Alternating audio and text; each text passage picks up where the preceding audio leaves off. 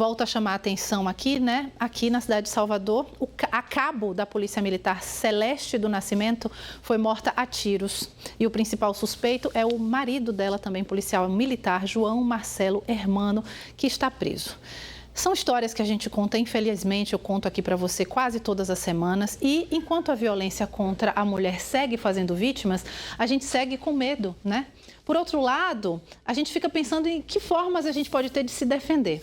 Um projeto de lei foi aprovado pelo Senado na última semana. Ele autoriza o porte e a posse de spray de pimenta para defesa pessoal. Mas a decisão, que ainda precisa da aprovação do presidente Lula, acabou gerando muita polêmica. Sobre esse assunto, eu vou conversar agora com a advogada Jamile Santana. Ela já está aqui na nossa sala.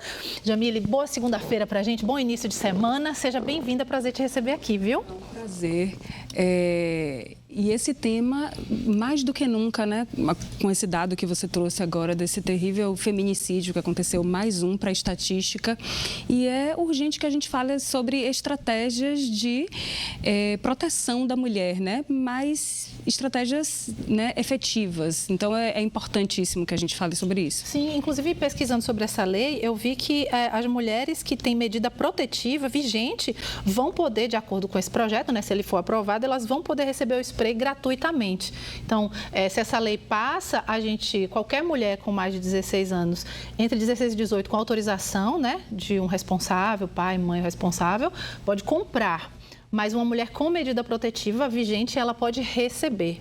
Aí eu fico pensando, a gente fica querendo se proteger, claro, mas a gente também não está colocando sobre a gente, que é mulher, mais responsabilidade ainda de se proteger? Acho que a polêmica gira um pouco em torno disso, né? Então, Renata, usando esse dado que você trouxe, essa notícia que você trouxe, é algo muito parecido, embora sejam dispositivos de proteção individual diferentes, mas a gente acaba de noticiar a morte de alguém que tinha um porte de arma, alguém que sabia utilizar, né, que estava autorizada a utilizar, e ainda assim dentro de um ambiente doméstico, porque a gente está falando de uma relação, né, diferente, uma relação de poder que se estabelece na relação íntima, né, que desautorizou alguém autorizado a utilizar a arma, por exemplo, para se defender. Eu não sei as circunstâncias, a gente não está aqui tratando as circunstâncias que isso aconteceu.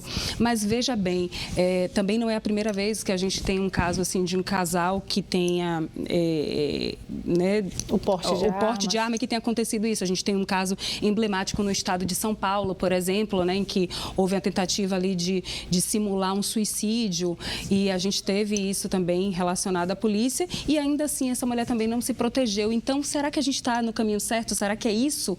Ou será que isso também representa uma transferência de responsabilidade para uma proteção individual quando o Estado falha? O que é importante a gente lembrar, sempre eu falo isso aqui, quase todos os dias, né?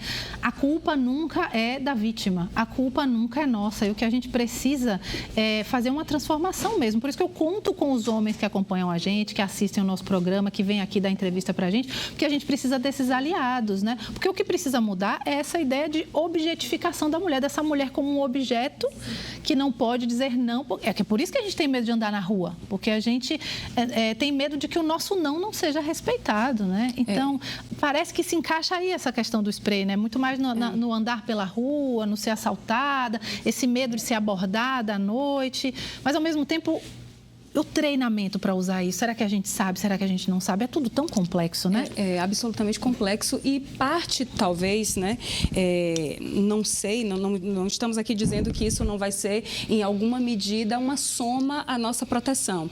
Mas, veja bem, a gente tem dados, né, então, assim, do Fórum Brasileiro, né, da Segurança Pública, por exemplo, a gente tem dados que mais de 70% dos casos de violência doméstica, e olha que violência, a gente não está falando apenas como se fossem, né, não são poucas, mas apenas da violência física, mas a gente tem a patrimonial, a psicológica. Então, assim, em todo esse, né, espectro, assim, vamos dizer, da violência, dos tipos de violência, ocorre dentro de casa.